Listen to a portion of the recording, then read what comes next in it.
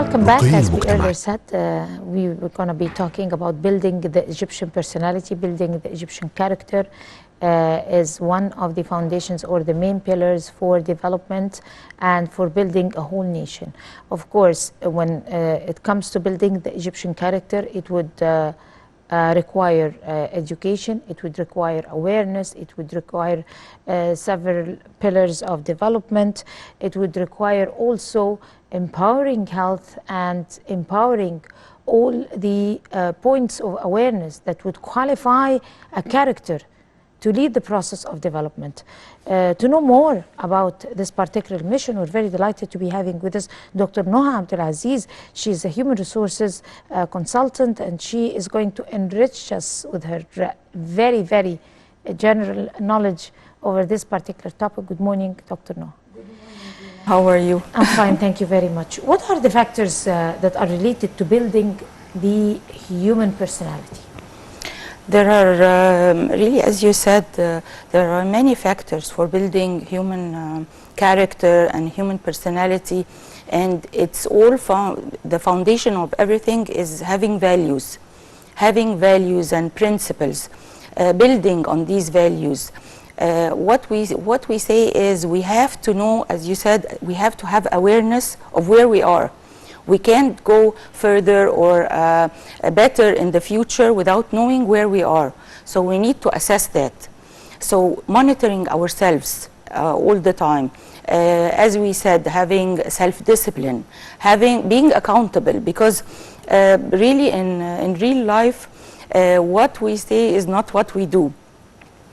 Having a good character is doing the right thing even if no one is looking. So this is the foundation of everything. So building on these factors, yes, possess integrity and respect. Integrity, honesty, all the lovely words we say. So you're talking about values. Yes, definitely. Teaching people values, and this is lacking sometimes these days. I mean, with the youngsters. Definitely, with children, with youngsters, we need to build very early on their the way they perceive life. How can we work with them? We have to work with them from a very early age, giving them values, letting them live these values. What we say is living the values, not just having them, because some people say very good things and, you know, have as we say cliches, but living them is an entirely different thing. So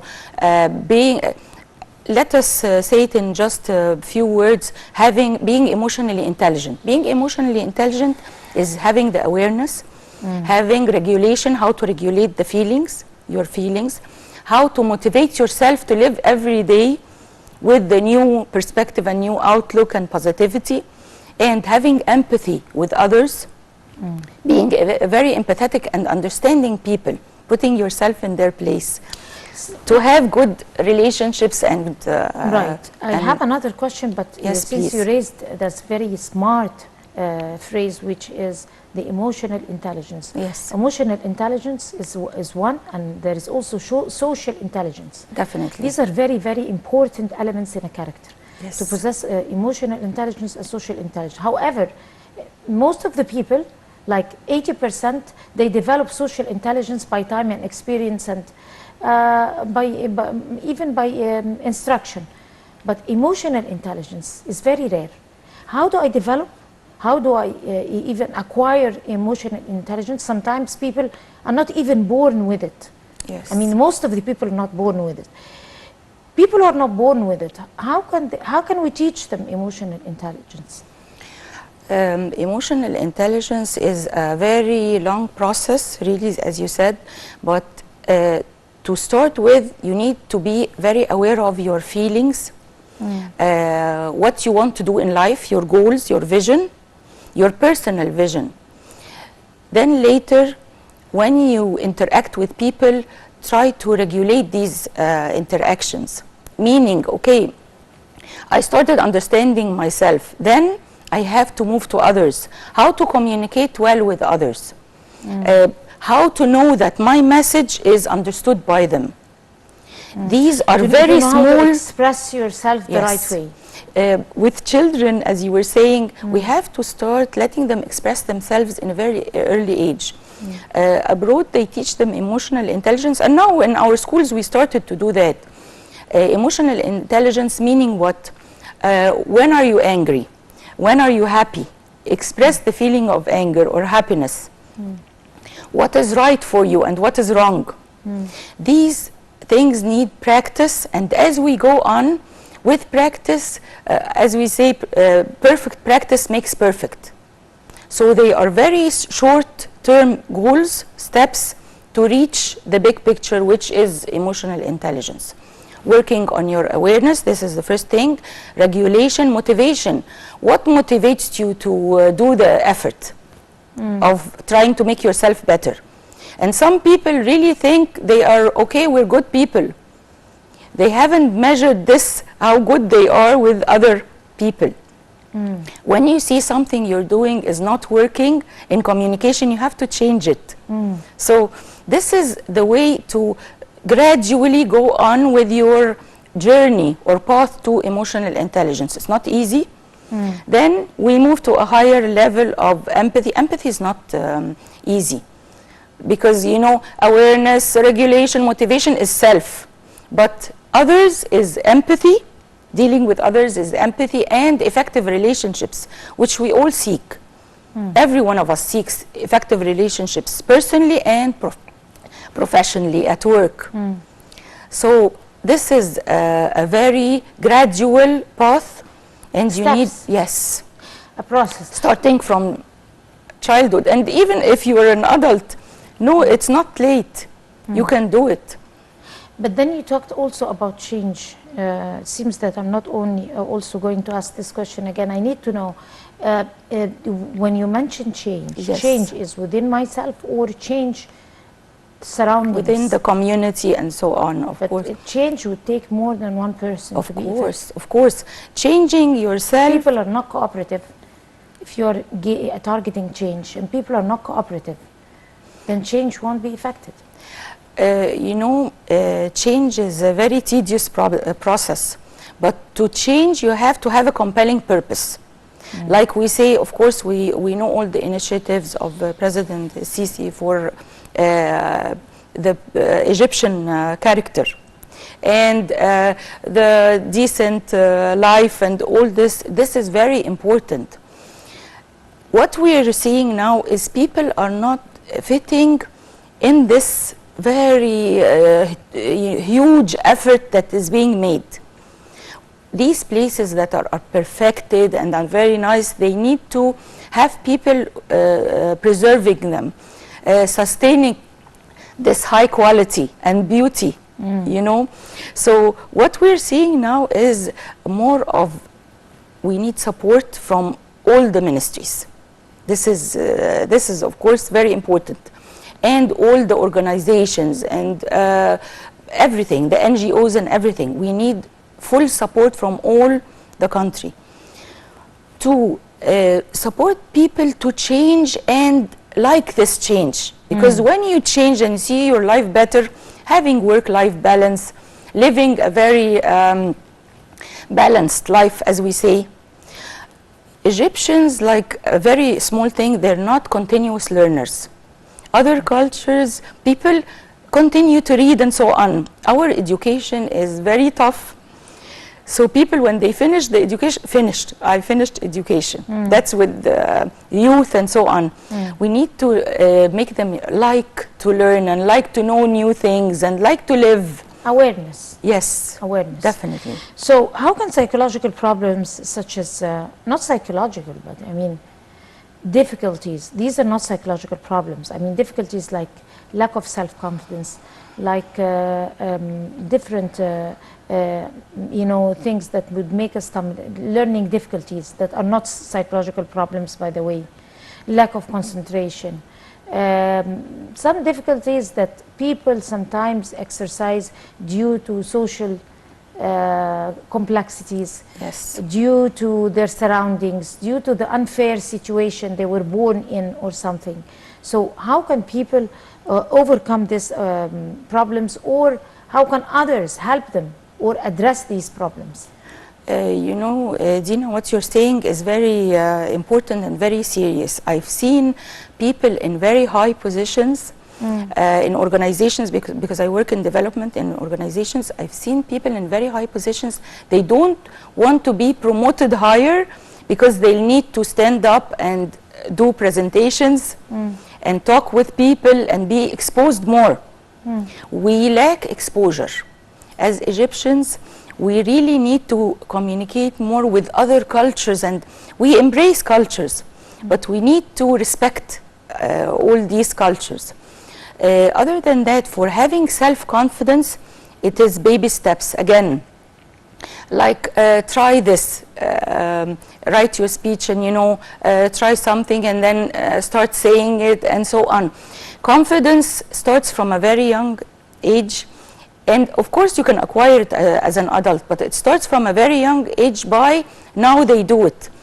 Do a presentation, stand up, like show and tell, stand up and say something, express your feelings, and so on. So we need to let children, when they express their feelings, we don't need to shut them down.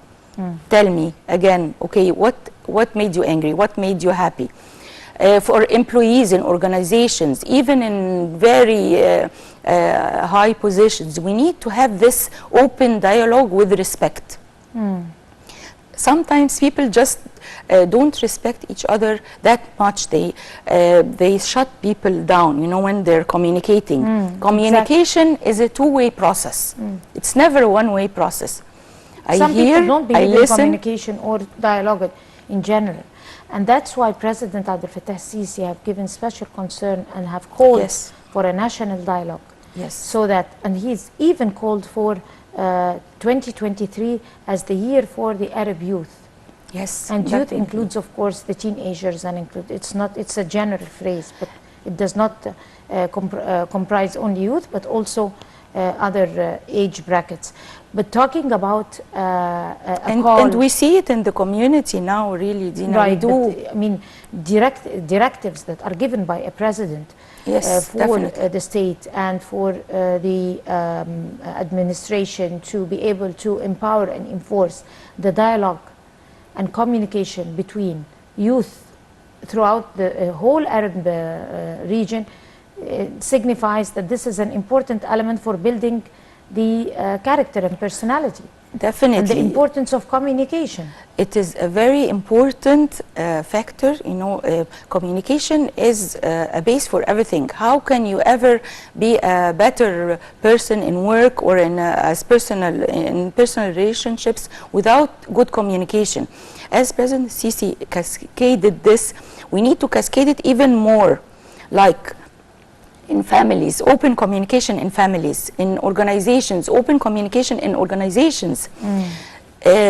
Sit down with your team, talk with them, see what's going on, have the two-way dialogue of what is going right and what is going not very good and you need to change it. Continuous dialogue, we don't have that. We have more of direct orders, but we really need to have that in everywhere, in families, in schools, in organizations. That is a must, really. Let us also elaborate over the importance of implanting values, teaching them values before anything else. I mean, religion is it's a personal thing for people. I mean, it's the freedom of choosing one's religion is something personal. But it's all based on values. But it's religion all based on values, and it's all one thing. It's all one God. But the values, I mean, values in communicating with people, values of your work, and religion teach you values also. I totally agree with you. And values that are applied, not values to have. Okay, I have so and so values. Values that are applied in life. Because manners. Most of the time, people most of the time are exercising or talking about theoretically about values, but when it comes to situations, they don't exercise it. Dina, in teams, and teams are everywhere, in families and in organizations and so on. Building teams, which are very important. We all work in teams. None of us work as an individual. When we work in teams, we need to instill values as trust, as healthy conflict, because conflict is there, so what? But it's healthy conflict. We need to instill values as commitment, how to be committed to your work, to your life, to your responsibilities and so on, and how to be accountable, asked for what you do. Because when people are asked, did you do that, or is that your responsibility? No, someone else is accountable. No, we need to own our accountability. And after that, having good results. Exactly. Yeah. Holding account of what you do is also something that should be implanted from early years, because you have grown-ups and you have mature people who never hold account of anything they do. And accountability leads to measurements. In our community, we don't have enough measurements. When you don't measure something, you can't improve it well. You don't have the right quality, you know, to make it even better and so on. So measurements. Do you instruct people at any age to do this, or a certain age and after that? All ages. That must Everyone be can learn. Late age. Everyone can learn. Everyone can learn. Of course, when you start building these, as we say, values and, you know, manners and everything, when you build it at a younger age, it's easier. But as you go further as an adult, you can do it. It's always there when you have the desire to change. Because change needs that you have a desire and you have the right tools. Because some people say, okay, I think something is not going right in my life and I need to change. What do I do? Where do I go? Who can help me? Who can support me? So there are tools like anger management. A very easy tool is the STOP technique. And we have a lot of people who have STOP technique. STOP techniques. What's STOP technique? The STOP technique is S for stress signals. When you feel stress signals, as you know, some people when they're angry, they just move their leg or grip their teeth, or but these are minor things. Yeah, there are more other grave signals. These are stress, or having some people get quick sick, breath. they feel sick. Yes, I mean, definitely. they have disease because of stress. But this is for longer and it's periods. very common right now. So stress, you have to stop it at the beginning, having stress signals, and then T is taking control. Like when you're angry, you breathe very quickly, so you need to cool the breathing, you know. Stress signals, and then or take divert control. the attention to something else. Definitely, yes, of course. And then O is doing opposite of what you're doing. Like if you're having this quick breath, take it slowly. You know, if you're moving your leg or something, just stop doing the opposite. So S is stress signals, T is take control, O is doing the opposite, and P is practice. It's easy. What I decide. Again and again and again. So whenever you're angry, you just take it from the beginning. Don't leave it, because it's like a ball of... Why should I all take it on myself? I'm angry, I have a reaction from something wrong that happened. I shouldn't take it on myself. No. I mean, I should not react. I mean, try to control, try to stop, try to divert my attention, because I was not the one who committed the mistake. It was the surroundings. Of course, this is what you do, Dina, at the beginning for yourself. And then you articulate your words to deal with this challenge. Talk to the person, see what's going wrong, and try to change this problem. Do another thing, get solutions, get many alternatives, and then choose from them. So you see, so it starts with the awareness and taking control, and then finding alternatives and solutions, and at the end taking the decision to do the right thing. You know what? Before taking the decision to do the right thing, you have to have the conscious, and you have to go back and see, is this, will this hurt someone? Will this affect this and that, and so on. So, Exactly. because when you take a very quick decision, sometimes it's not the right thing. Quick reactions are not really wise. But also talking about culture. Yes, our culture, To our what Egyptian extent? culture. Of course, we Yes. have a very good culture. A very strong culture, actually. Only if we implement it the right way. Yes. The real culture that we have. So to what extent does culture play a role in building the personality? I mean, Egyptian, European, Arab. I mean, the importance of culture, because also culture is something that is equally important to values, because culture is somehow communicated to values. It is derived from, it comes out of values. Yes, definitely. Culture is based on values, actually. Based on that. Values So that... values are the mother Yes. of culture. Yes. Our Egyptian culture is very rich. It's a mixture of too many cultures. That's true. It's a mixture of so many cultures. We need to take what is good in all this and take them with us, because we have a very rich past, okay? But we don't have to stay in the past. We are living in the present, and then we're taking all these learned lessons to the future. So sustaining the culture is very important. You know, you have to filter what is good, take it. What is not that good, deal with it. And take to the future all these good things and then sustain them. That is why our project for culture and for Egypt and for a better Egyptian character is a 4-year period. And of course, we'll take it further. But you need to, all this effort and hard work has to be sustained. Sustained is, some people are so excited about changing something and then they go back, revert back to old habits. So with culture, getting and taking these good things and implementing them step by step and keeping them, so this will be the new norm, the good things. Not all the past learned, you know, challenges and so on. Yeah. You are raising very, very important elements in building the character in general, not only the Egyptian, I mean, character of a youth in general.